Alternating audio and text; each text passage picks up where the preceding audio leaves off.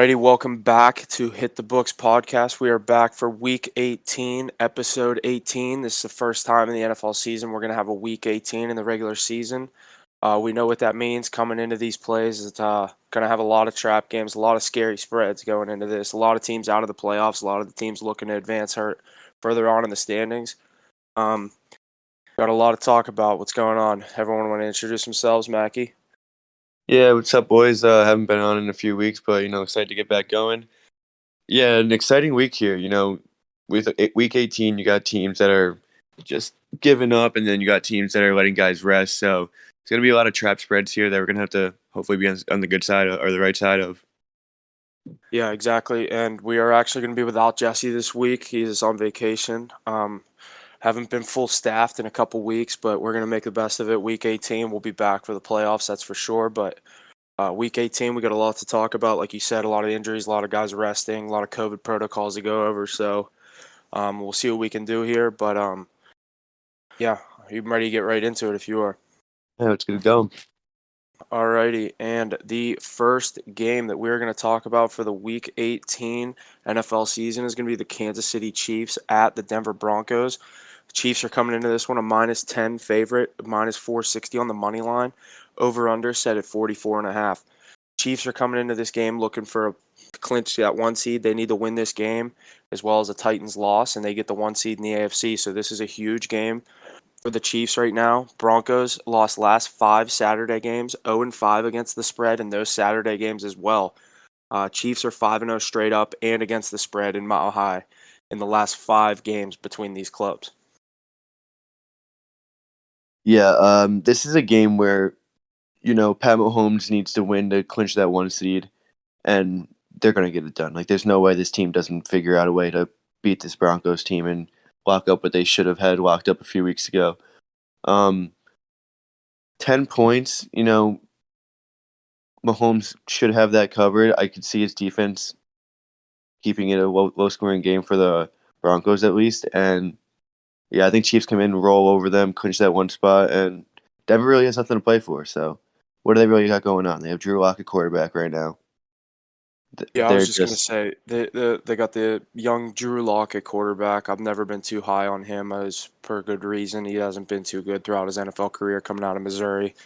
Um, Yeah, like you said, whenever the money's on the line, whenever you got to get a win, you know what I mean. Whenever you can tell Patrick Mahomes, you win this game, you have a good chance of getting the one seed. I actually can't think of who the Titans play. Titans play the Texans this week in Houston. The Texans have been a different team. They've been a different team the past couple weeks. It's not going to be easy for Tennessee. They still are going to be without Derrick Henry. They're saving him for the playoffs. But whenever you can tell Patrick Mahomes that you win this game, you have a good shot at the one seed and getting a bye week. I really like my chances of him coming out and performing very well. This Chiefs team is starting to get everyone back. Hill, Kelsey, just to name a few. They got a couple other receivers they love getting the ball to that have been very consistent all season. Byron Pringle, McCole Hardman, they've both had very solid seasons. And then you talk about this Kansas City Chiefs defense that everyone kind of hated on early on in the year. They've come to play the past couple weeks. I just think going into Mile High with that stat, the 5-0 straight up against the spread in Mile High, I think they kind of keep that going here. I do like the Chiefs -10. I wish it was 9.5, but that's all right. We're sitting at -10, looking like going a little deeper here. But Broncos are going to be Noah Fant's questionable in this game. Melvin Gordon's questionable in this game, and Javonte Williams is also questionable, just to name a few for the Broncos. But usually in this kind of game, you'd expect those kind of guys to play if they're even like 60% ready. But with a team like the Broncos that are sitting in 7-9, Week 18, really a game that doesn't matter for them, I can see them kind of saying, "All right, let's just wrap up this season. Let's get to next year." yeah, and those players are also players that could in the long run be franchise players for the Broncos. So you're not Exactly. going to risk an injury in a game that means nothing for your franchise. Exactly. Also, we saw last week exactly how the Broncos play when they're playing a team that needs to win, and the Chargers came in and absolutely demolished them by 21 points. And the Chargers aren't the Chiefs. The Chargers aren't Pat Mahomes. So I think the Chiefs get it done -10 here. Yeah, I mean, for the Denver Broncos, they're only allowing 18.4 points per game, which is very surprising for me. Well, you're And in the Mile High, so I guess you get a little Yeah, I mean, help your defense. and their division early on was kind of tough with the when the Chiefs had their early struggles. The Raiders kind of started hot, and the Chargers are such a hit or miss team week in and week out. Doesn't matter what part of the season you're talking, but um, Chiefs are scoring 28.3 points per game, 10 more than the Broncos are averaging. I think we're going to lean more towards the Chiefs scoring 28 plus in this game. Yeah, I agree. Maybe even sprinkle their team total over or something. Yeah, whatever. I don't know what that's going to be set at. That's like stuff like that. Like more later in the week. It is Thursday morning, so no Thursday night game this week. So we pushed it back a little week to get, or a little bit this week to get some more accurate spreads, accurate injury reports, things along those lines. But we'll jump right into this next one. We got your Dallas Cowboys headed into the Philadelphia Eagles. Dallas coming in this game a -7 favorite, -300 on the money line. Over under set at 43. So this is a weird game because right after Eagles clinched last week, they had 12 players go on a COVID protocol. So the Eagles right away are automatically short staffed or undermanned. They have a lot of backups in. And then it comes down to, is Dallas going to play their starters? Is Dak going to play? Is Zeke going to play? Is Amari Cooper going to play? Is CeeDee Lamb going to play? This is all like this. They don't release any of this stuff until the game starts. So or Yeah. right before the game starts. So you never really know what team you're going to get out there on games like these. If all of Dallas's players play, which they should, because they could still get that 2 or 3 seed Mhm. with losses with help from losses from Tampa and the Rams. But I just think it'd be idiotic to not play those players right now. We're also not in a groove. We need to get into a groove going into playoffs. Dallas, if they play all their players, should cover this 7-point spread. Yeah, I'm seeing right now a couple of the trends that Jesse had sent over to me. Eagles are 9-1 straight up in their past 10 divisional home games, but only 5-4-1 against the spread. And Cowboys have failed to cover the last 7 straight games in January, 4-17 against the spread in their last 21. A lot of That's a that kind of could be horrendous stat for playoffs, that and franchise. yeah, that a lot of that can be their tendencies in the playoffs to come in as a high rolling team and kind of not I don't want to say take teams lightly, but it's almost seems that way when they play an inferior team in the playoffs. But as you said, Dallas is going to have a couple guys out of this game. Micah Parsons, he's on COVID protocol. He is a guaranteed out for this I game. I actually did not know that. And a big hit for Dallas for me personally that I know they got the star-studded receivers Amari Cooper and CeeDee Lamb, but a guy that Dak Prescott loves to go to, Michael Gallup, tore his ACL last week. That was huge for them, especially with all the COVID stuff going on. Anyone can get COVID at any given point, so you want to have depth at your skill positions, and that really hurt them this year.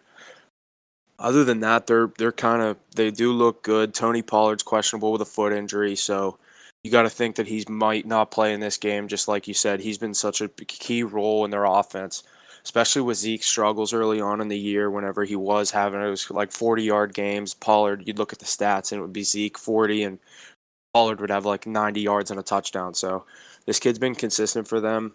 But like you said, if Dallas is playing all their players, they should obviously win this game. They're the better team, but a 7-point spread. I do like the Dallas to cover this game. Obviously, if everyone's playing, but I look at the Eagles injury report and I got Jalen Hurts questionable. He's probably. I want to say he's going to play in this game, but they already clinched the playoffs, so it's like it wouldn't surprise me if he kind of sits out this game and waits for the wild card. But Miles Yeah, and Sanders then doubtful. Landon Dickerson questionable. Jason Kelsey out with COVID. A lot of Fletcher Cox Fletcher out with Cox, COVID. Alex Singleton. Boston Scott out with COVID. Jordan Howard out with COVID. Brandon Graham out with an Achilles injury.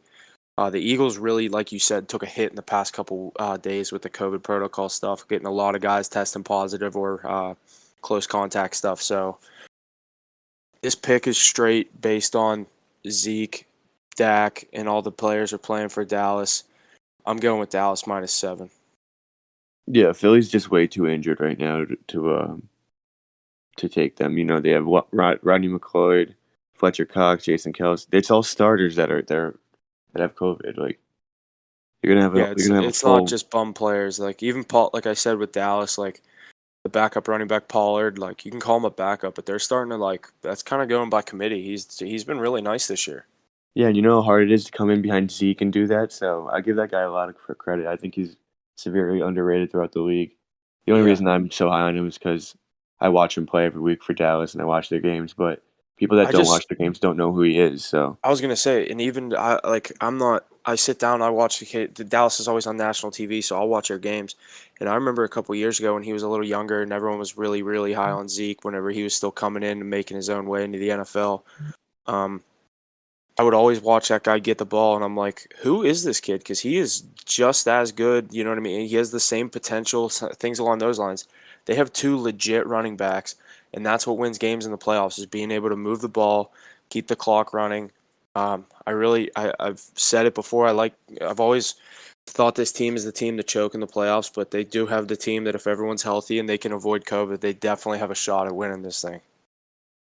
yeah, definitely. But as a Cowboys fan, we've seen this 100 times before. So Yeah, hopefully it doesn't unit. end the Yeah, way hopefully it doesn't end the way I've known for it to end.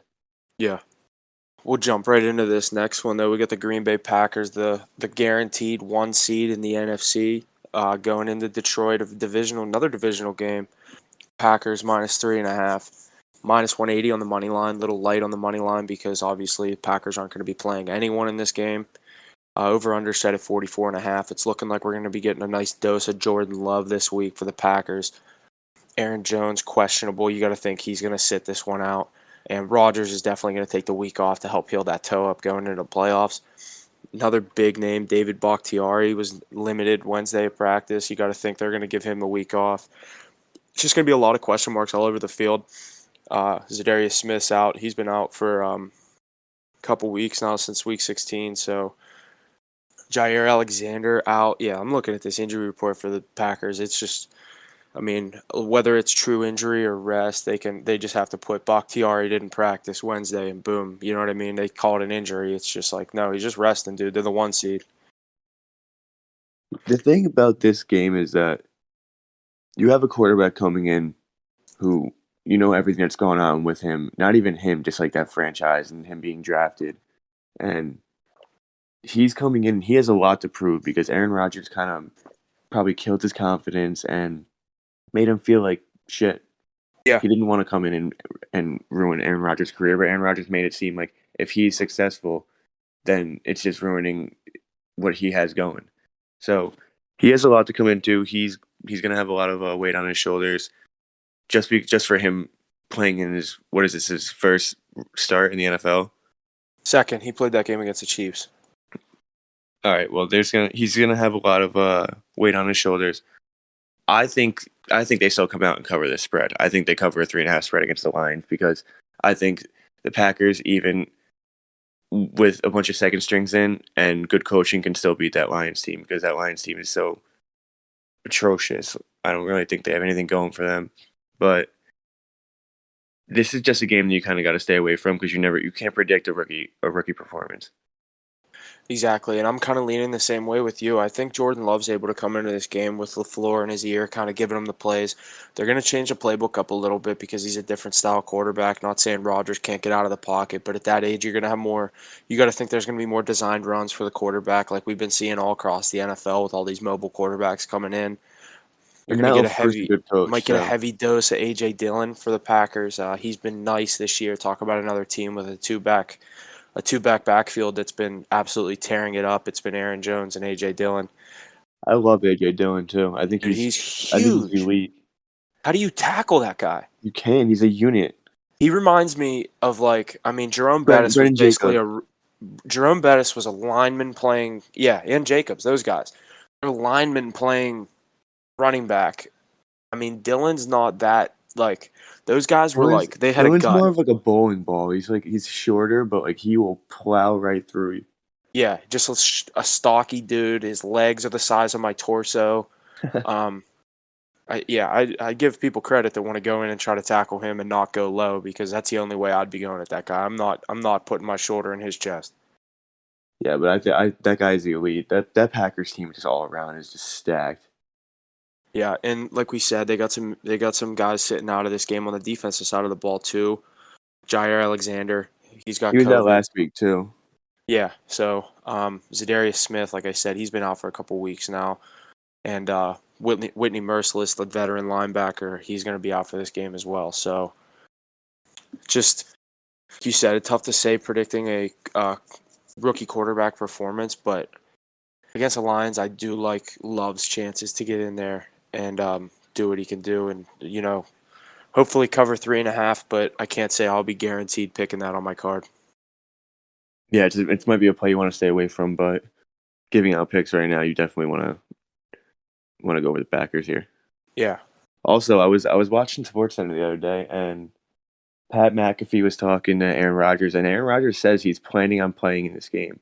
Meanwhile, it's not his decision at the end of the day, but Yeah. he says he wants to play in this game. So you can even see him for a quarter, maybe. I was gonna say maybe a quarter, maybe a half, just to. But you know how bad that franchise would look if Aaron Rodgers goes down with that toe? Oh my God, yeah. There's a Just bunch of throw away firings that one seed. and a bunch of firings and everything. That would be brutal. So they'll Yeah, probably keep him out. I'd say it's safe to predict Jordan Love in this game. But Yeah, at like the you end of the said, day, he's not the coach. when your back-to-back MVP quarterback tells you he wants to play, I don't know how you can tell him no. Other than, do you want a Super Bowl or do you want to play in Week 18? Well, we've already seen that don't really care what he has to say. So Exactly.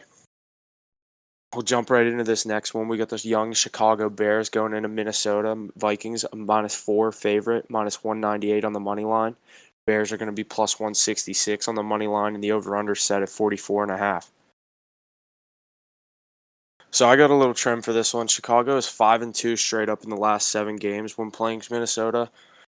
Both of these teams, yet I haven't really thought too much into their injury reporting and stuff like that, but I'm going to pull up Chicago right here really quick and just kind of see. I haven't really put too much thought into them as a, what's it called?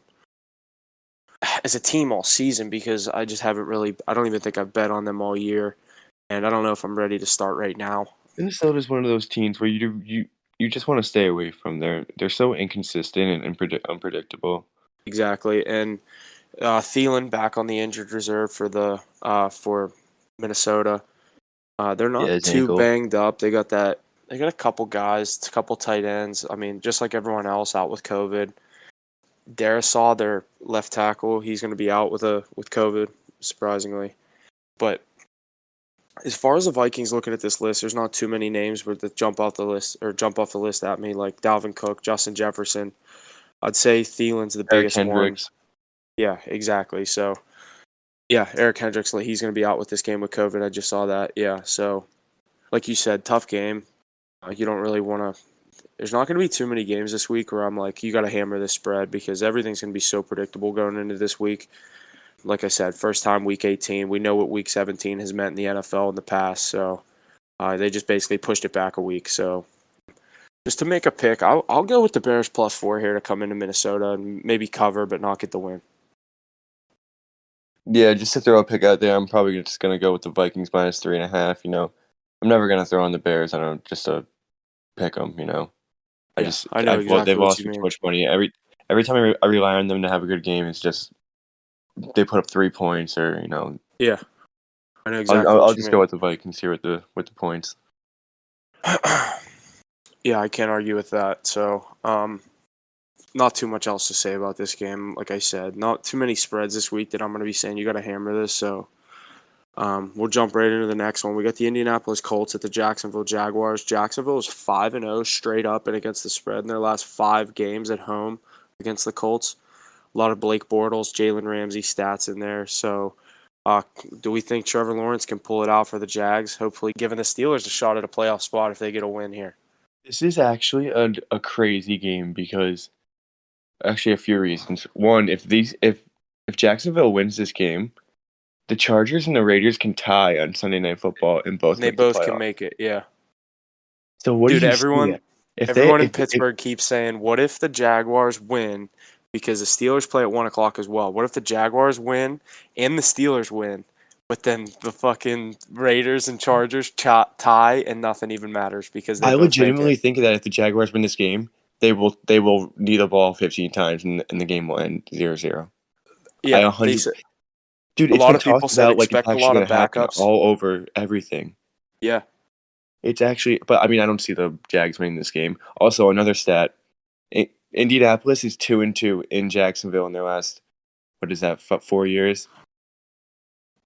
They haven't been able to go to Jacksonville and win in the past. So you got to think they're gonna get it done. You gotta assume they're gonna blow this team out of the water.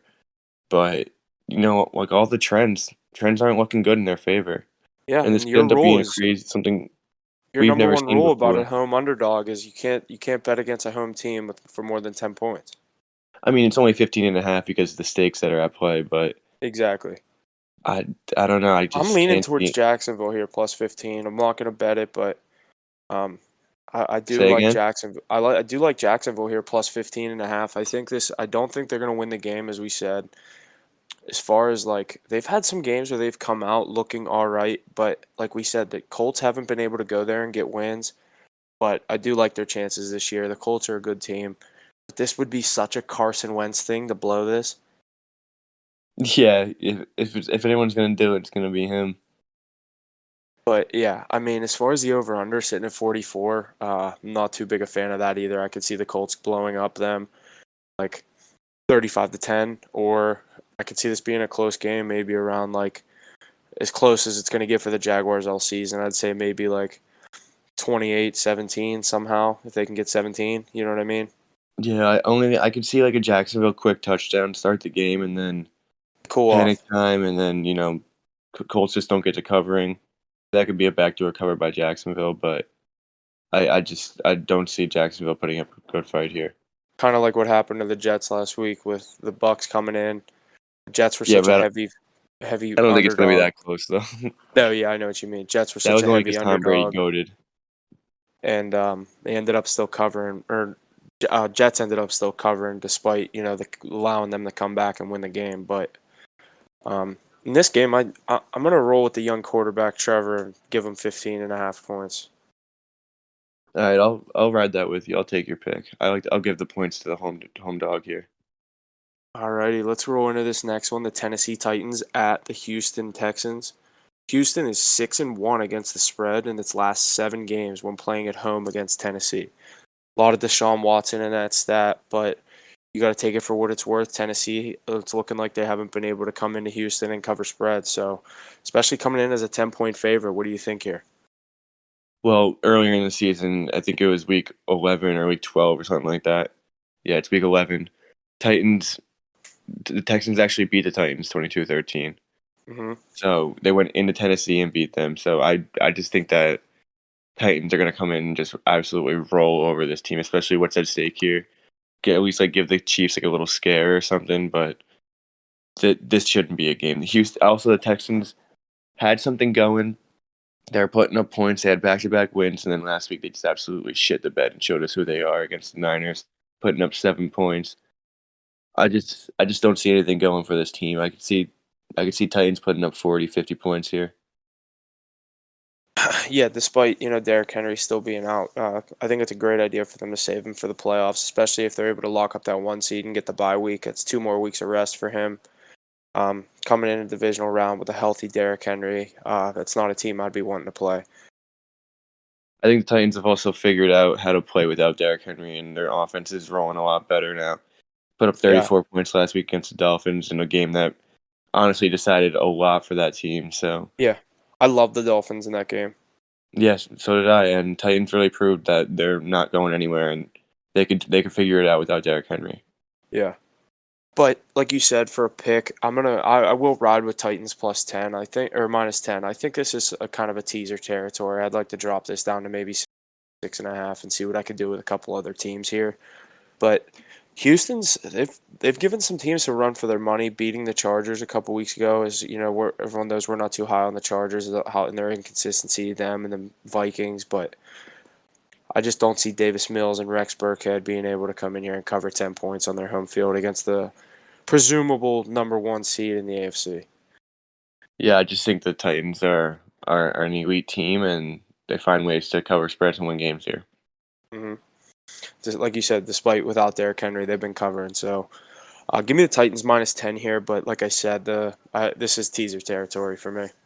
Yeah, I think it's the perfect game to just lower the points a little, throw something else in there, and walk on to an easy win. Yeah, I like that a lot. Next game, we have the Washington football team. Could be named something different in a month. At this point, I think they should just ride with the football team. I think it's hilarious. Not even like hilarious. Like they're starting to sound like it sounds like a soccer team. Like how they're like football club. You know what I mean? That whole thing. Yeah, But exactly. some of these names they put out there, they're just ridiculous. The Washington Defenders. What are they trying to be? The XFL team that was from New York. Like, Do they have options right now? yeah, dude. There's odds on what you can bet on what the team's going to be named. Here, I'll pull up what I saw on Twitter as to what the um team name here. Latest odds I for saw something Washington that football team next name. Admirals 1-5 or 5-1. Commanders 11-4. Red Hogs 7-1. Presidents 17-2. the Armada presidents. 12-1. Brigade 12-1. Defenders 12-1 and the Sentinels 25-1. And football team is still an option. That's They might just amazing. ride with football team. Dude, why would you not at this point? They've You're been 2 years better. in. That's like the face. Like that's your franchise now. Yeah, Everyone you thinks of you can't. guys as a football team. Yeah, they needed to do this a year and a half ago. Yeah, I mean, I could see if they ran with it for like the off season that it happened, and maybe like, oh, we'll release it week one or whatever. We, guarantee jersey sales, stuff like that. You guys are the Washington football team now. No one wants to hear, oh, in this game we have the Washington Red Hogs coming into the New York Giants. Like, it sounds like a fucking youth team. It's honestly became like a big thing. Like it's been like I honestly like the Washington football team. It's Yeah, unique and it's better than any of the Red Hogs or whatever the hell they would call their shit. But yeah, that they should stick with that, dude. I agree.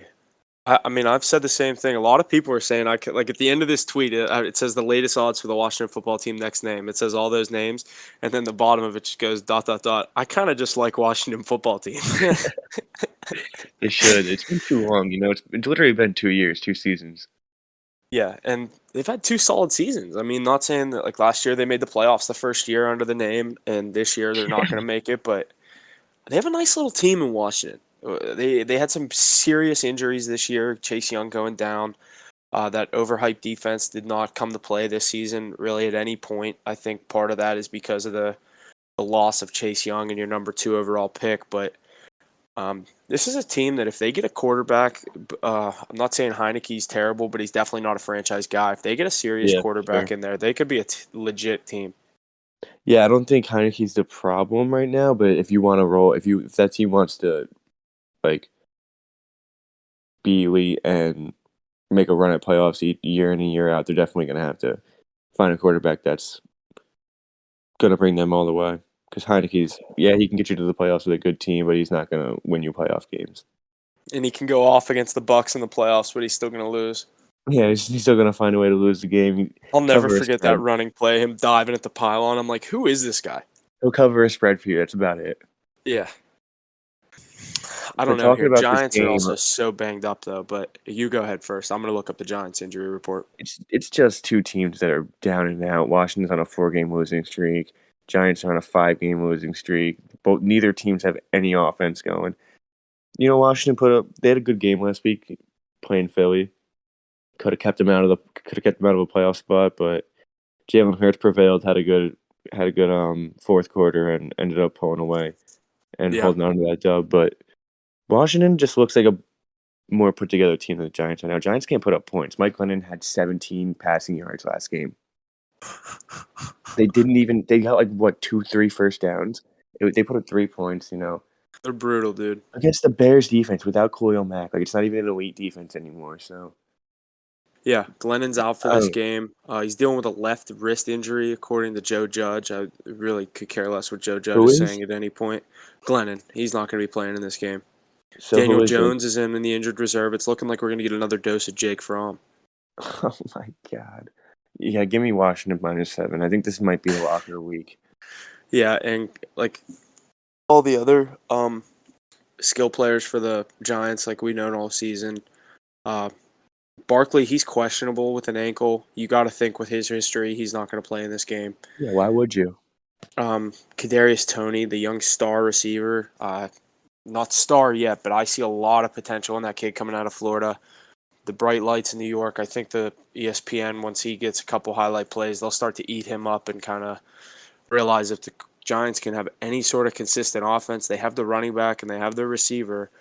They took the young, highly ranked Andrew Thomas, the offensive tackle, the 1 year in the draft. I think it was last year, if not a couple years ago, but No, it's two years ago, I think. 2 years ago. Yeah, he's a nice tackle. He's very good. He's elite. He's an elite tackle.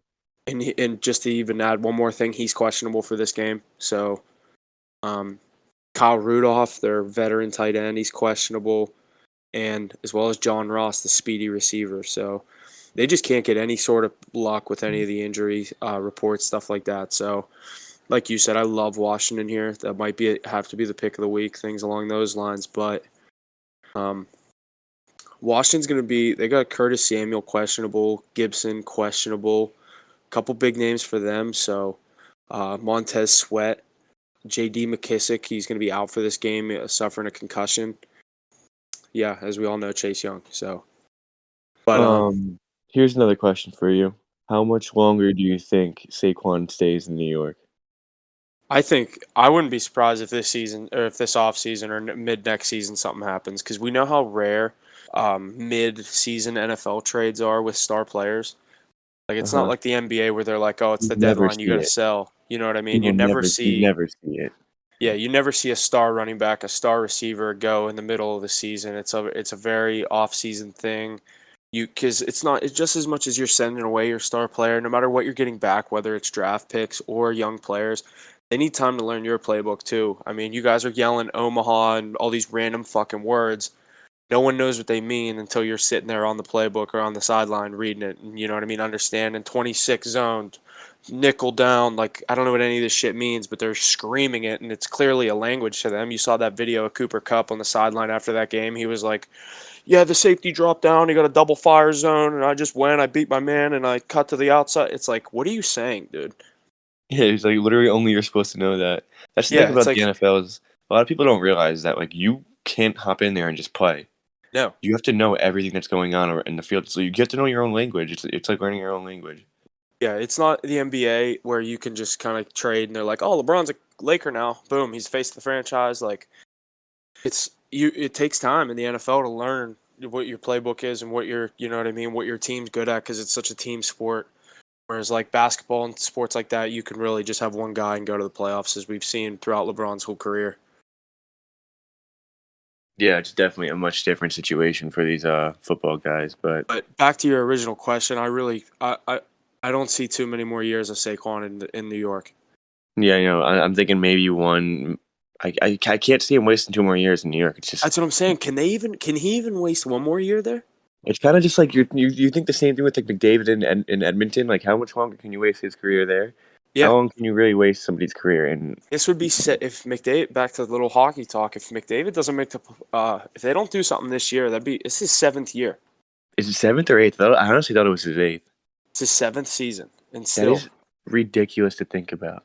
I mean, you look at even Ovechkin didn't have a cup that early on. Like obviously, Sid got one when he was younger.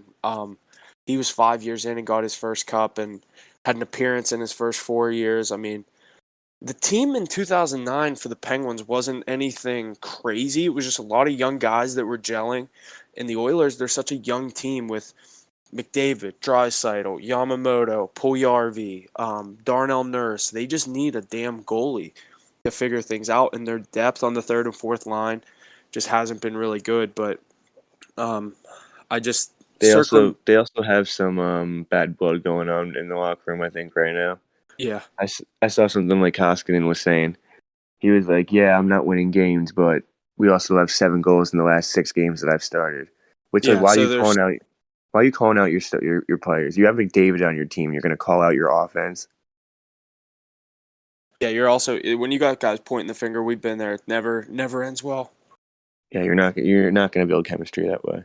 Yeah, I wouldn't be surprised if we see Saquon kind of moving out of New York in the next, I'd say for sure in the next 18 months with the I end mean, of this season, the off season, and maybe I'll give him next season right until the end. yeah, I agree. They just gotta at some point they just gotta be like, all right, listen, we're ruining your career. we're sending you for draft picks. Yeah, they'll get a first round pick for him. Oh my God, definitely. Saquon's value is top 5 at the running back position. That's like if there's a lot of teams I could name for him to go to. Like, I mean, could you imagine what Tampa Bay would do for him? Yeah, imagine teams like that having a steady running back. Even the Patriots. Go to the Patriots. That would be legit. Where do they have Damian Harris right now? Yeah, that Alabama connection between Mac and Cheese and Damian Harris. Yeah. But that's probably the number one spot I can see him going to. I didn't even think of the Patriots. They need a running back. They're a legit team without a legit running back. I mean, Damian Harris is no joke, but You send Saquon to Bill Belichick, and I'm drafting him first overall in fantasy. I was just gonna say he's immediately a top 2 pick. It's not going to happen, but Yeah, he'll be a Giant next year, and I won't even consider taking him even in the second round because he'll just fake an injury again and not play all year. just get me out of New York, he's saying. Alrighty, this next one we got the Pittsburgh Steelers. We're going into the Baltimore Ravens. Ravens coming into this game a 5.5-point favorite, minus 240 on the money line. Steelers plus 198 money line. Over under set at 41.5. I'll start us off here. First off, Ben, last game on Monday night at Heinz Field. Seems like he made it official. 2-time Super Bowl champion, 3-time appearances. The list goes on and on for this guy, what he did for this team over the past 18 years. And I don't want to say he's going out with a win in Baltimore because it's looking like they're getting Lamar Jackson back. But with us needing a win here, I think the Steelers can come into this game and kind of carry some of that momentum from the last one and that whole do it for Ben mantra, which I don't know if you were watching that game, dude, but I was there and I could not have missed that game if someone paid me $1,000. That was one of the most electric Steeler game environments I've been to. It couldn't have been better that it was against the Browns. The team that passed up on them took Kellen Winslow over him. That would look like a good pick a couple years later. 18 years down the road. I don't know what Kellen Winslow is doing now. 18 years and 2 Super Bowls down the road. Yeah, Kellen Winslow is probably making a podcast about sports gambling. But I mean, like I said, back to the picks. But I think Ben's able to do this one last time, and bias aside, I think they carry the momentum into this game and cover 5.5. How the fuck, excuse my language, is this a 5.5-point spread? Who did it open at 5.5? It's looking like it. I don't know what it opened at, but it's looking like it's going to drop to 5. Because I mean, they both have still have something to play for, and then you have Tyler Huntley starting for Baltimore. Granted, Tyler Huntley is having a really he's playing really well, coming in behind Lamar Jackson. I think it's Lamar Jackson out there half the time. He runs I was just going to like say it's the same offense. Yeah, they don't have to change the offense at all. It's the same type of quarterback. But I just don't see a Steelers not covering a 5.5-point spread here. Yeah, Lamar didn't practice yesterday, so he's not playing. There's no way. If you haven't played this game, you're just dumb. I think at this point, I was going to say, I think at this point the Ravens should just kind of pack it up for next year. Their defense isn't prepared to go on a playoff run here without their best player, Marlon Humphrey and Marcus Peters. And is Calais Campbell still out? No, it looks like they're getting Calais Campbell back for this game. Yeah, well, you got a mobile quarterback who, what's he in his third year now? Yeah, third or fourth year. You got a mobile quarterback with an ankle injury. The last thing you need to do is try to sneak into the playoffs for what? Say again. I thought you were talking about Huntley, and then you said the ankle injury. Lamar, yeah, he's in 4th or 5th year. Okay, yeah. Well, you just mobile quarterbacks don't really have like a long elite career because they always end up getting injured or they have to change their style of play. Lamar Jackson's doing it for a little while. You have an ankle injury with him. What are you going to try to do? Sneak into the playoffs just to play the Chiefs in the first round and get beat by 30? So yeah, like I said, I think it's best for them to just pack it up for next season. It's not like they're one of those teams that they were going to be a one-hit wonder, and everyone came into the season saying the Ravens. I mean, they've been consistent for the past couple of years. As long as you have Lamar Jackson healthy at quarterback, they can beat anyone, honestly. The funniest thing is that everyone at the beginning of the season, everyone was like, "Who's winning this division? Brown, Steelers, or Ravens? Brown, Steelers, or Ravens?" Both came out on top. Their odds at That's the beginning of the season were like plus 2,000. It was hmm crazy. especially him coming off that ACL injury. No one expected Burrow to come in and do this. But another Did you little also side see the? question: did you see the comeback player of the year odds? Oh my God! I was just about to say that. I Yeah, was gonna say that Dak has been a minus 4,000 favorite until the past 2 weeks. dude, it's minus 134 now. Joe Burrow's plus 105. And there's no like unless you're putting a fat amount of money on that, I don't care to take a futures bet like that. I like the plus 500 or more. That's when I see value in a futures bet. See, here's the But thing. I got Dak at minus 125, and I uh wanted to throw like 500 on it, but the max bet, see it because I don't use yeah, FanDuel. you have the yeah. Might want to blur that out for legal reasons, but I can only throw $100 on it, so I was like, all right, whatever. I'll just throw 100 on Dak. Yeah. I and that, But like I said, that was such a safe pick all year, and then no one expected Burrow to be doing what he's doing. I mean, and Jamar I didn't Chase even is think definitely about it. helping him out, but I didn't even think about it. I was like, oh, Joe Burrow's having a sick game. I go look at the odds, and it's like minus 134 for Dak, and I was like, fuck, I didn't even think about Joe Burrow coming back. yeah, At this point, he deserves it. He deserves to win that award. yeah. But I don't think I he's going honestly to just I because of think how I was long gonna Dak. say how long and how consistent Dak's been all season. I think, and Yeah, showing the turnaround that team makes with him. I mean, not saying the Bengals were a good team without Burrow last year, but um, I just think both teams they look like did Cowboys clinch their division? Yeah, say again. Cowboys clinched their division a couple weeks ago, right? Yeah, they have nothing to worry about. Yeah, so both division winners.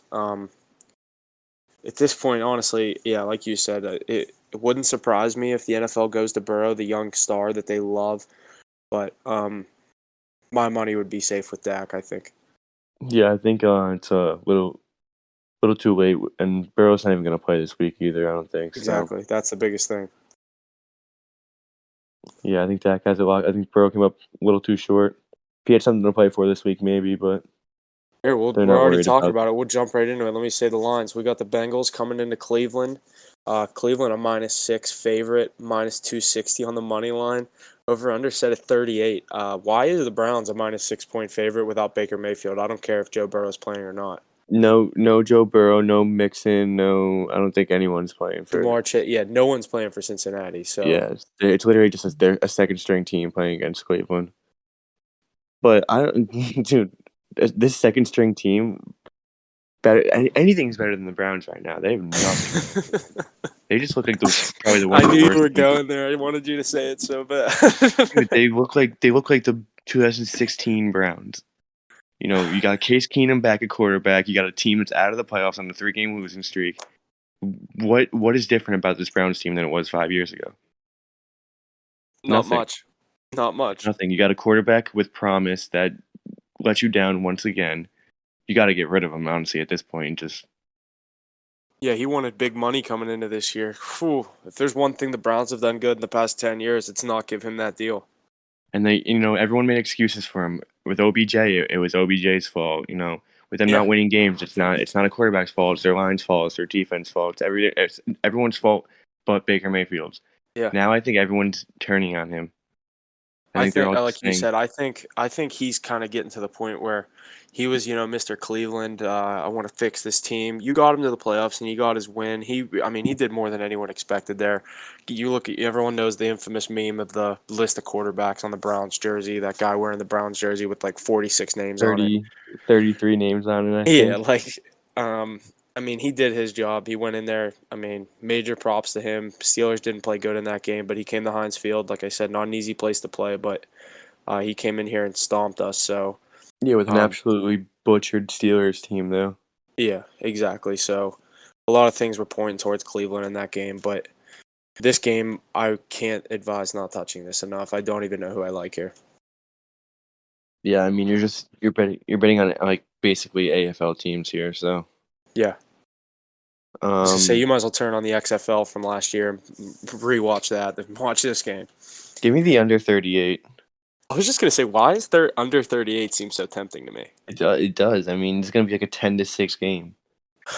like a high Give me the school game. alternate spread of or alternate line of -24 or under 24. -24. No, under 24. Yeah, dude. Even like this is another game. You throw this with what was that other game we were looking at teasing? The Titans. 10, yeah, Titans were 10 You go point. Titans in this game under 38, little teaser action. You can give them each. Let me see what I can do to get it -110. Under 43 and Titans -5 is -110. Oh my god. I love that. That could be a teaser of the week. That could be a, a team card teaser. Yeah, we could. Well, I love that. A team card teaser, first ever. First ever. I love that under 38, let alone give it 5 more points at under Yeah, giving it 43. points too, making it even. I always forget you can tease over unders. Or Yeah, like I don't forget you it, never but I think never about do it, it. right? But this is prime teaser territory. Raise that under a little bit in case it was to be like a 17, 14, you know what I mean? Something, and then maybe someone gets a field goal at the last Just second. Go. yeah, like the Najee Harris touchdown at the end, like Exactly. that'll cover it. Yeah. I I love that, but like I said, Yeah, not too much else to say about this game other than betting that neither of these teams are going to score points. So yeah. You want to play here? Just take the under. next game, we got the New England Patriots going into the Miami Dolphins, and we have the Patriots coming into this game at a -6.5 point favorite, a -290 on the money line, and an over/under set at 40. We have 6 4 o'clock games this week. Is it the most we've ever had? I would say it's definitely a lot. That's usually the 1 o'clock slate is 6 games. Yeah. Well, you got Pats coming in -6.5 on the road. We know how the Pats are on the road. They're 6-1 in the season. So much to play for here. I mean, you're not going to move in the wild card spot with a win or a loss. So you're just banking on the Bills to lose to the Jets, which pray to God doesn't happen. Most likely won't happen. But Patriots are still going to come out and prove that Dude, they are the team that your they are. divisional bet on the Bills was probably the biggest sweat I've ever seen out of a favorite's future bet ever. That looks like it could still end up hitting. I'm not going to lie, I gave up on it like 3 weeks ago. I know you literally said it when I was taking the Patriots all those games. You were like, dude, they're gonna win this division. Dude, they were down. They were down 2 games. They were down a game and a half or something, and they went into the Colts played them. They lost to the Colts, and then I needed the Bills to beat them, and the Bills came out on top for the division. But That it was was my pick honest. of the year. Bills money line +100. That was the easiest pick. Yeah, it was the easiest pick, but the sweat to get there was just. Yeah, I thought it was over, but but I definitely think the Patriots still come out and just show you that they're a legit playoff team and blow this Dolphins team out. Dolphins had a lot of hope. They were on a 7-game winning streak. Where were they? 8-7, and then they lost. They got blown yeah, out. Got blown out to the Titans last week. They have no playoff chances anymore. So they had their little run, but it's over. Patriots come out, win by 25. dude, I just threw the Patriots in this teaser. Hear it. It's now Titans. I gave it another point. Titans -4, under 44 in Bengals Browns, and Patriots -0.5, basically money line +140. That's plus 140. And I gave it an extra point. You take it with the 5 points, it's +180. Yeah, you got to kind of like teach me how to do the teasers. I can't really figure them out, but that's crazy odds. I I don't like that. know on the site that you're using. I don't know if it's as easy, but FanDuel, like as soon as you make the parlay, like I just click on all the plays that I like, and then it pops up, and it's either like whenever you click on it and they're in your bet slip, it'll say 3-leg parlay +575, and then right under it it says teasers or round robin. You click on teasers, and then there's a little thing that just says how many points do you want to give it, and you just click up and down on the plus and minus, and it literally changes them all, and you can just watch the spread or the line change. Like if you want those 3 picks at -110, you're taking Titans -1.5, under 46, and the Browns Bengals and Patriots +2. Yeah, it seems a lot easier when you're on FanDuel. Yeah, they make it easy because they love people banking more than one bet and one. You know what I mean? They love anything but a straight bet. Yeah, because anything long, you're going long term with anything but a straight bet, you're gonna lose a bunch of money. Yeah, exactly. But like what you said, I think the Patriots keep things hot here, showing that the Dolphins haven't really been much all season. Last week, I was very high on the Dolphins. I was going to give them the points. Ended up holding out on it because I just didn't like taking them in Tennessee. But um, I think the Patriots. It just kills me because I know what happens every time the Patriots and Dolphins play in the last week of the season. In Miami too. Yeah, dude. I don't know. Do I take the Dolphins +6? I don't want to. You don't have to. Don't force a pick. All right, give me the fucking What Patriots. They're going what to cover this happened when game. They're these going to teams win by played 20. earlier in the season? Oh yeah, Dolphins beat them week 1, 17-16. The Patriots -6.5. All right, love it. Yeah, Glad we're on love the that. same page. Alrighty, and coming into this next one, we got the New York Jets going into Buffalo to play the Buffalo Bills. Bills coming into this game with the biggest favorite spread of the week, -16.5, sitting at -108, looking like we could see some line change there, but -1150 on the money line, and over under at 41.5. Yeah, the biggest spread of the week, rightfully so. I mean, you got to think about what's at stake here. You got the Bills, a win clinches in a division, which is huge when it comes into terms of playoffs, having a first round home field advantage. Especially in Buffalo. Yeah, and then you going into Buffalo, you're playing against the worst team in your division, a team that has no success year in and year out. Bills got to put up a 50 piece here. You know, you can't expect anything else than a slaughter fest. I think I'll take the over too because it'll be the same thing that happened last week with the Patriots. You know, They'll 50 to cover it 3, they hit themselves. the over by themselves. I think the Bills absolutely slaughter this Jets team and cakewalk into the playoffs with a division clinching win. You take Bills -16.5 with over 41.5, you're looking at +220. Wow. But looking at that, so I'm right with you on both picks. I love the Bills. Again, might be a little teaser territory. Lower that down a little bit, even though I do think they kill them. I think the Jets have nothing going for them. Last week was their Super Bowl, having a chance to beat the Bucs, and they blew it. Um, the only reason the Jets are in the news right now is because Antonio Brown was running around in their end zone shirtless. And yeah, like you said, a lot riding on the Bills. Win clinches the division. That's 16.5 points means nothing to them, but I think, like you said, I think they win this game by 20 or more easily. Yeah, you just like you can't see Jets covering a 16-point spread here with what's at stake. Mm-mm. Not even on their home field. I was about to say maybe on their home field, not even on their home field. Yeah, not even on their home field. I think Bills in any which way slaughter them by 30 points this game. Yeah, I couldn't agree with that one more. I do like that over, but definitely I'm leaning more towards that -16.5. Bills also, they had a lot of expectations coming into the season. Josh Allen had high MVP. Yeah, he was my favorite for MVP. It's +1200. I didn't take it, but I really liked his value at 1200. Yeah, so they're already having a disappointing season. You know, you can't really let up a game before playoffs when you need it. You need all momentum going into playoffs. They just need. There's nothing that says that the Bills are gonna let up at all this game or take anything easy. You know, they got to really go balls to the wall, keep the connections going. Stephon Diggs, Josh Allen got to get rolling and take all the momentum they can into playoffs. Yeah, they got a couple guys out, no huge names. The veteran receiver, Emmanuel Sanders, is going to be questionable for this game with a knee injury. Not practicing yesterday, as well as the lockdown corner, Tre'Davious White. He's going to be out of this game. He was activated from the COVID list and put right back on the injured reserve Friday with a knee injury. So, Yeah, I was gonna say he's been out, hasn't he? yeah.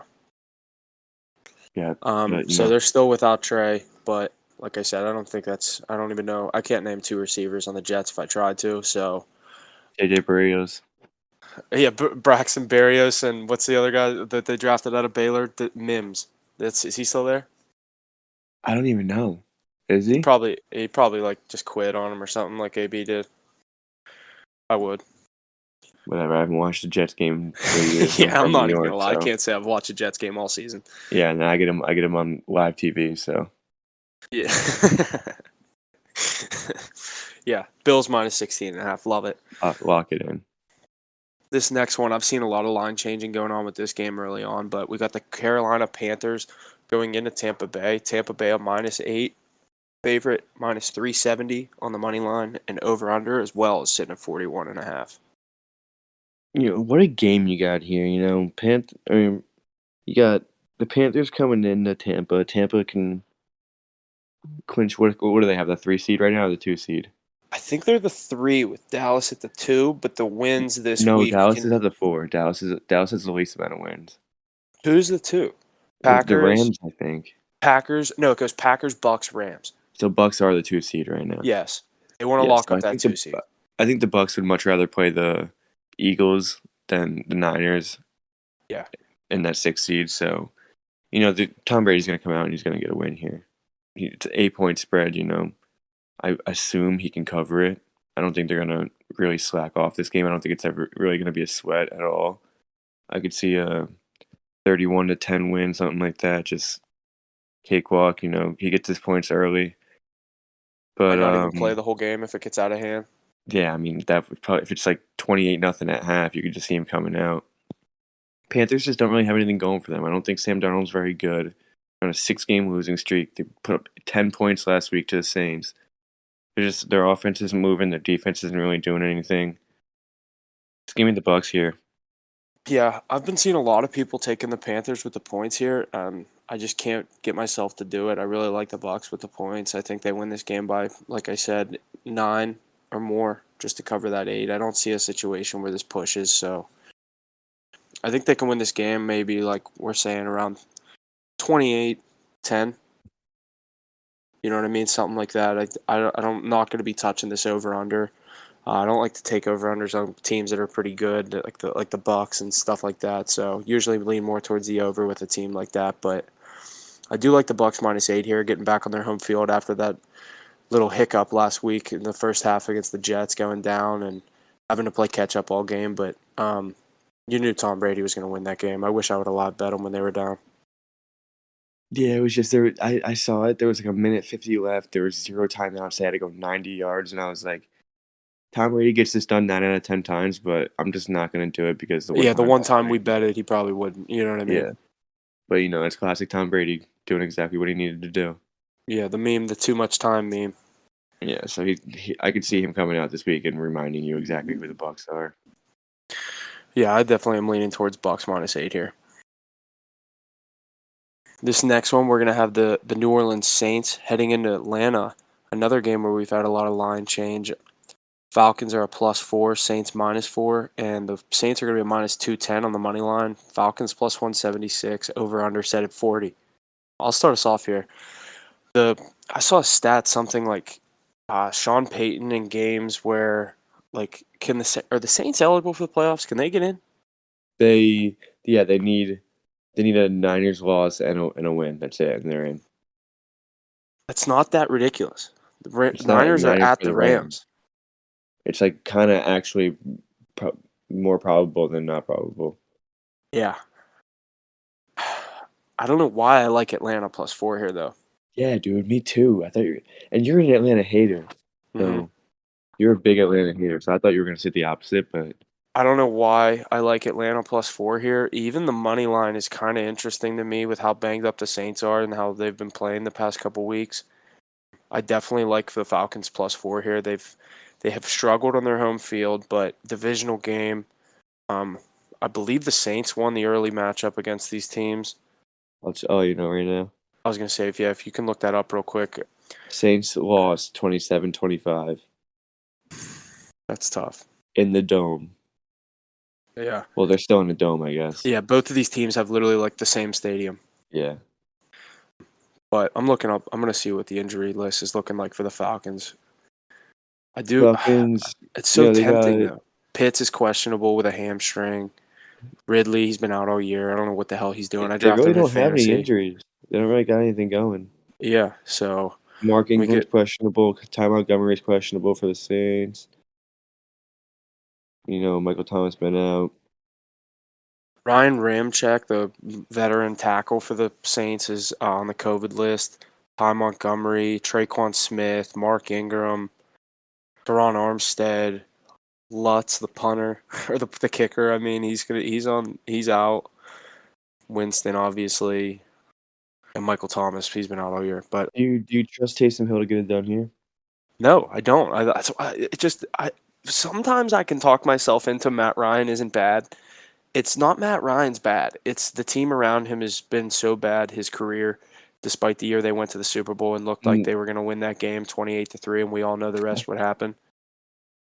okay, you could say that it's the team around him, but Matt Ryan is not a good quarterback either. No, and if you in the Atlanta Falcons fans that want to pull he won an MVP card. Yeah, he had a great year that year, but what has he done since then? Dude, I swear to God, that game still haunts him. He has not Oh yeah, been a good quarterback since that game. oh yeah. I don't know The how you can't ever 28-3 forget comeback. that. He's It, forever known as the 28-3 quarterback that blew that dude, lead. he'll never recover from it. This game I like Falcons +4 though. Yeah, I just I don't I do. don't think the Saints come in here and get this done with how injured they are. I just think that Sean Payton finds a way to win this game, and just because the playoffs are on the line. I think I agree. I think the Saints can win this game with the Falcons cover. Kind of close like what it was in New Orleans early on in the year. Yeah, you know what I am gonna take? I'm gonna take the over in this game. I Over think that 40. I think that the Saints are gonna get off to like a. They're gonna be down like 10-0 early, and they're gonna have to come back, and they're gonna have to score some touchdowns. So I think it's gonna Yeah. go over 40. I could see that. Yeah, I don't know. I can't guarantee I'll be taking this, but I'm leaning more with the Falcons +4. I think It's this will looking be like it one of might the go better four and a games of the half. week. So I think this will be one of the better games of the week, definitely. yeah, despite the seasons that these two teams have had, I think this is going to be a good game as well as this next one. I'm really excited for this next game.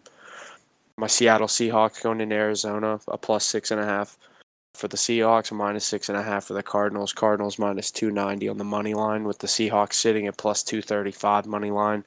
Over under, one of the higher ones for this week, sitting at 48. The Cardinals, last week, they kind of got back to their things in Dallas.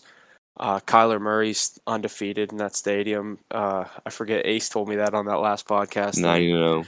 it now rides true again. Another for whoever or however long it goes until he has to play there again. But He's going back there next week. yeah, that's what I was thinking. So This being a Dallas game, fan, 90% of the time you would think, oh, that's good. They're coming back to our stadium. They got to play us twice or 2 times in 3 weeks in our stadium. and There's he's no way never they beat lost us. there, But what'd you say? and he's never lost there. High school, Yeah, college, I just pro. don't have confidence going into that game whatsoever. Yeah, But go ahead. You want Kyler to Murray go? looked like Kyler Murray again last week. So Cardinals been playing good. This division's also still up for grabs. If the Rams lose that game to the Niners, you you could see the Rams playing losing this division. I was just gonna say, if the Seahawks win this game, the Rams basically lock this up with a win or a loss, right? Yeah, 100%. Because Rams are up a game. Okay, yeah, that's what I thought. So Seahawks, they had a big game last week. I mean, not that it really meant much with their record this year. They've had kind of a tough year with Russ missing all those games. But it kills me to say this: the Cardinals are going to win this game for sure, with everything that's on the line. But I don't know if I'll be taking it, but I think I'm leaning maybe Seattle to get a cover here. Yeah, I'm gonna have to disagree with you here. I think the Cardinals are definitely gonna come out and just get the win that they need. They know they need this win. They know what's on the line here. I just think they come out on top and cover a spread. I think Russ will make it close at the end, maybe a 4-point game. But I think with like 7 to 8 minutes left, Kyler Murray definitely ices this game. Yeah, maybe a field goal they win. But yeah, I know exactly what you mean. But if this dips up to 7.5, maybe closer to kickoff, I'm gonna like Seahawks a lot more. But I want to say this, dude. I clicked on this game on the ESPN app, and the first headline is it's the records up top, and then it literally goes, "Are the Giants a good landing spot for Russell Wilson?" No, I don't I think he would wants to cry. leave. I don't think he wants to leave. I've They're all watched him saying his whole career. I everyone's don't think saying he wants to leave, but they're not changing the team. Do you know what I mean? like he doesn't really have a choice if he wants to be successful. Exactly. The Giants. Dude, it's such a long shot, but if he was a Steeler, oh my God. That would be literally heaven for you. Yeah, that's literally like my dream. I mean, dude, if you think about it, I don't think Aaron Rodgers is going to Pittsburgh because I think Aaron Rodgers is going to go to warm And weather. people are acting like that's more realistic than Russ. Yeah, no, everyone thinks Aaron Rodgers is going to Pittsburgh, Yeah, I don't, and but we don't have an I offensive just think line. Russ can at I least think get around a shitty offensive line. I just think that Aaron Rodgers is going to do exactly what Tom Brady did. He's going to go to someplace warm and try to win something there. I was gonna say you can't play in Green Bay your whole career and then be like, yeah, I'll go on a vacation to Pittsburgh Yeah, exactly. You want to go play in warm weather. Tom Brady even said, "I will or a never go dome. back I to." could see him going to a dome. He could do that too, but Like where? you know what I mean. Just like, okay, I'm not saying he would do the Favre route, but I like how Favre went to the Vikings. Yeah, yeah. Just like you go from that cold weather, but you're still in that division. You know how to play in the snow because you played in Green Bay for all those years. So it's nothing to go to Buffalo, go to Green Bay, go to New England, and win those kinds of games if you can get it for on a team in a dome. Like the Could you Saints, imagine? Could you imagine Aaron Rodgers going to the Vikings with Justin Jefferson that'd be dangerous. and then going And against Dalvin the Cook. Packers? Do you think is Devontae Adams locked up there? What if No, Rodgers he's leaves? not. What do you think But happens there? they're gonna franchise tag him. So I always he's say with the franchise tag is it's such a scary thing in the NFL. You get so much money, but the guys always get hurt on the franchise tag. yeah. Well, Devontae Adams is definitely gonna freak out if he gets franchise tagged. I could He's see him not requesting a trade if because as soon as Rogers says something, and they got to trade him because then he's just going to leave. dude, he is not staying there if Rodgers leaves. You think he wants to play with Jordan Love and like Get the fuck nothing out of against here. Jordan Love, but when your whole career is Aaron Rodgers, you're not ready. You're not coming in like, oh yeah, I'll learn with a rookie quarterback. He'd be so frustrated all season. I think He's such an elite receiver. I'd hate to see his career go to waste the rest of his career. him and Rodgers go in a package deal. Kind of like Kind of like how Gronk went down to Tampa, but Gronk just did it in a different way. Yeah, I know That exactly was, what you mean. It that was a happens more 2 year than you plan. think. That was a 2 year plan. Brady literally told Gronk retire and come back to Tampa next year, Uh huh. and he did. And it worked out for him. That's for damn sure. It always does.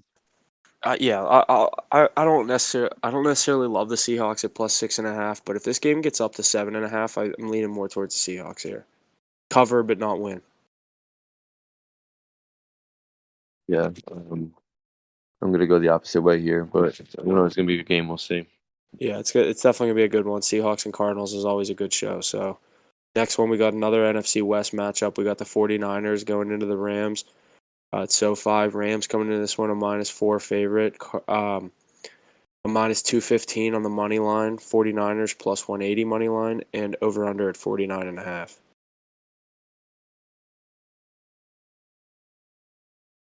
What do you think here? The 49ers are a different team on the road. Um, Divisional game. Jimmy G's looking to come back for this game. I saw it last night that they think he should be expected to play in this. I just I don't know. Divisional games are tough, but I don't know why I love the Rams -4 so much. Yeah, I mean they're both playing for something. It's That's the not a thing. game where either team is gonna blow over. This is going to be a sweat game, couple points either way of the spread. Yeah, they both need it. I don't know. I don't know. It's gonna be. I don't really have any predictions for this game. I'm Yeah, just I'm kind of just kind of excited to leaning watch it. more towards the Rams to get this thing and close it out. But Yeah, just because I'm not very high in the Niners, I think the Rams definitely should cover the spread. But I'm also not. I think the Rams are overrated as well. So yeah, Rams are 5-1 straight up in their last 6 games played in January. The 49ers are 9-1-1 against the spread in their last 11 games played in January. And the 49ers have covered 3 straight versus the Rams. I don't know. It's gonna be a field goal. Come down to a field goal. That's what I'm thinking. We'll see line movement closer to Sunday. It's looking like it's going deeper for the Rams.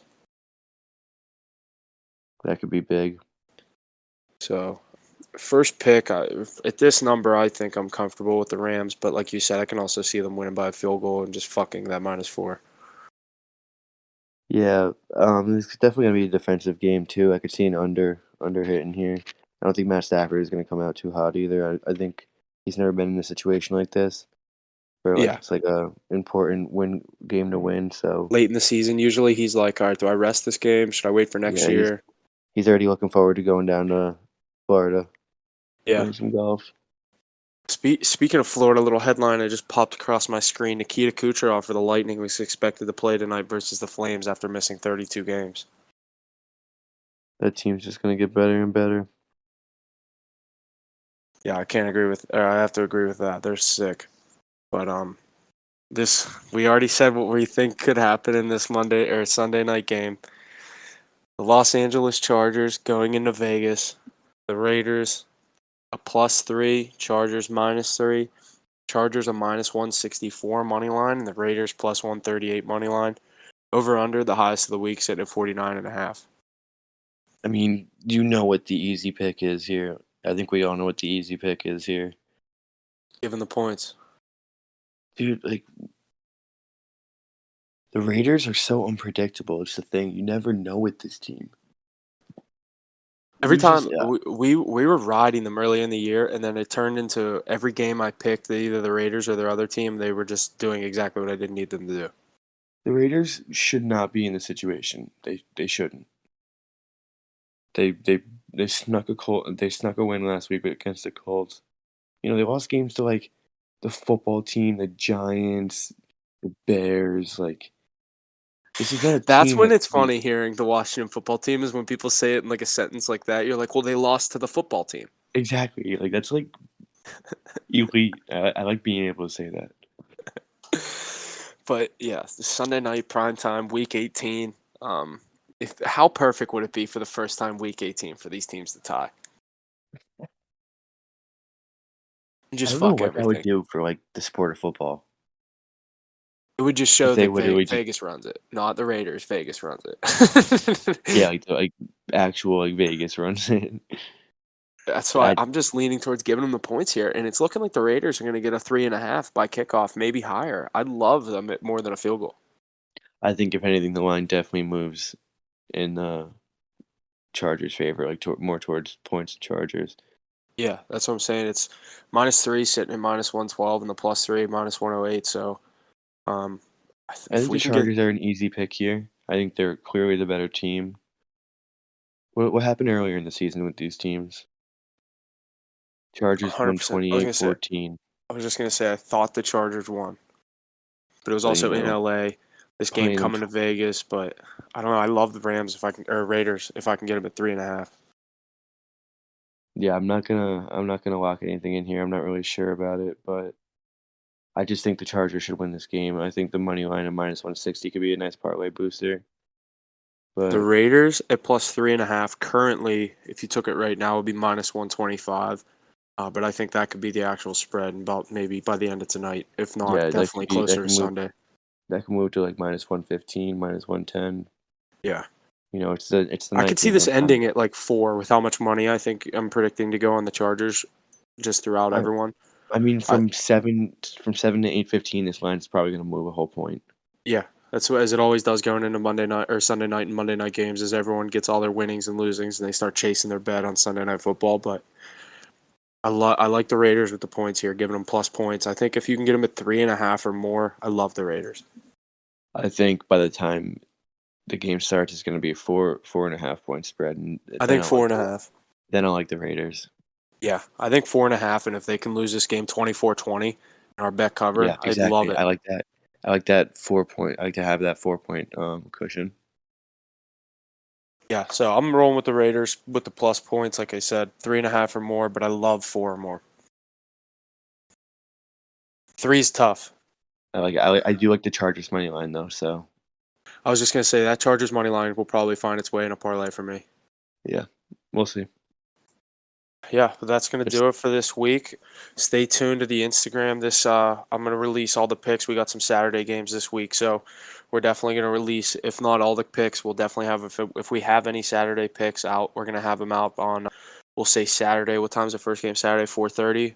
We'll do. 4:30. I'll release the picks probably for the Saturday game, Saturday around noon, and then going into Sunday, if we don't have any picks, we'll just release the whole card Sunday at about 10 or 11 a.m. Yeah, boys. Nice slate we had today. I'm looking forward to Week 18, the first Week 18 ever, and see if we can make some money. Yeah, hopefully we can end the season positive units. I'm up $3 right now, so it's better than the alternative, but I'd like to see that number a little higher. All right. But great slate, like you said, Week 18, first time. Let's see what we can do here. Let's go. Sounds good. And that's going to do it for us here on this episode of Hit the Books podcast. Be sure to check us out on our various social media platforms. Instagram at hitthebooks.pod, Twitter at hitthebooks_pod, website at hitthebookspod.com for all the latest on Hit the Books. And be sure to always study hard. Gambling problem, call 1-800-GAMBLER.